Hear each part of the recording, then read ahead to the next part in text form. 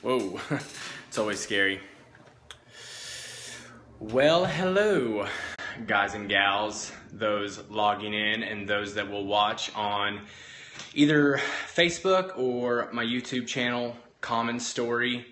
Tonight, man, I went from every single room in my house to try to find a room that didn't make my forehead look so shiny, and I couldn't find one, so sorry, bear with me. I don't know if that means I look good or my forehead shiny, but anyways, I wanted to talk again, a follow-up on a recent Periscope I did called Why I'm Not a Racist, aka I Love Black People, aka hashtag Black Lives Matters, Black Lives Matters. And in it, I kind of talked about how it was football coaches that helped me not be a racist. I grew up in a very racist family, and luckily, that wasn't the path that was chose for me by coaches investing in me. And during my talk, I made a reference to All Lives Matters. And on Facebook, I put the hashtag, and I realized what I did is I stepped into a battle that wasn't just a social media battle. I remember I stepped into something that was painful, something that I didn't really fully understand. And for that, I'm sorry. I want to say that in the sense of, like, white people need to listen up, right? The hashtag All Lives Matters is sometimes offensive and sometimes painful the way that this would be. Imagine if you came up to me right now and you said, hey, I'm really, really sad my grandma just passed away. I loved her dearly and she's gone. It was sudden and I wasn't expecting it and I don't know how to deal with it. And I said, man, I don't understand what the big deal is. All grandmas die. Right? Like, your grandma died yesterday. Well, my grandma died of cancer 2 years ago, and I begin to try to tell story upon story about how my situation or the situation of people around you was worse than what you were facing right now. It might be accurate, it might be full of truth, it might, whatever, but it's not compassionate, it's not loving. And at that moment, what that person needs isn't truth and perspective. What they need is love and compassion. They need hope and they need hugs. And that's where I think a lot of times the African American community right now is struggling with the police brutality, the racial discrimination, all of which many people have faced. But right now, it's really big. Their grandma died right now. So that's what I would say to white people. Listen up.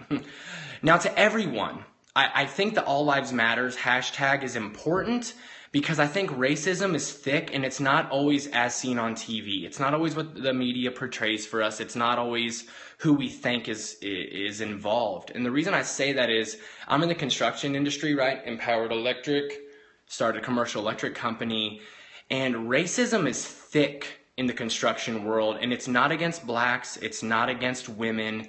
It's against Latinos. It's against Mexican Americans, Hispanics, whatever you want to call them. It's heavy and it's thick and it's sad. And if you don't believe me, talk to somebody that's in the construction world and you'll hear them say, even if they're not racist, they'll say stuff like, oh, you can pick up cheap help at Home Depot, and probe that and see what it means. You'll hear people say, like, well, we're out of work because them Mexicans coming across the border illegally, all that kind of junk. Donald Trump is trumpeting that right now.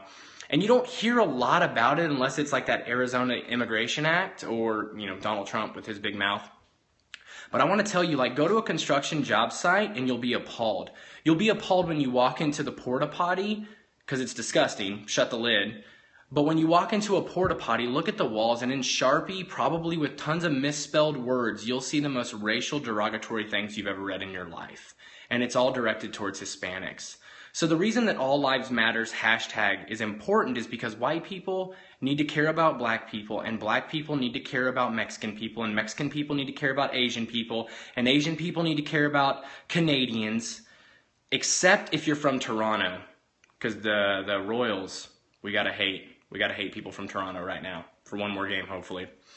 But people need to care about other people. That's why it's important. We've all experienced and seen racism in probably a million different directions, and the only way it's going to end is if we speak up. Martin Luther King Jr. in his famous letter from Birmingham jail said that the greatest enemy to the cause of social and racial equality was the white and black moderate that said, I don't agree with racism, I don't agree with prejudice, but I've learned to live in it. I hope that each one of you tomorrow would decide now that the world you're willing to live in is an unracist, unprejudiced world. Thanks, guys. You can see this on Facebook or on, like I said, I have a YouTube channel where I'm uploading this, and I'm trying to share about these types of issues and poverty and abuse and lots of things. I love your questions, comments, feedbacks. You can see me at Facebook, Joshua B. Levin, on YouTube, Common Story. Thanks. Have a great night. How do I turn this off?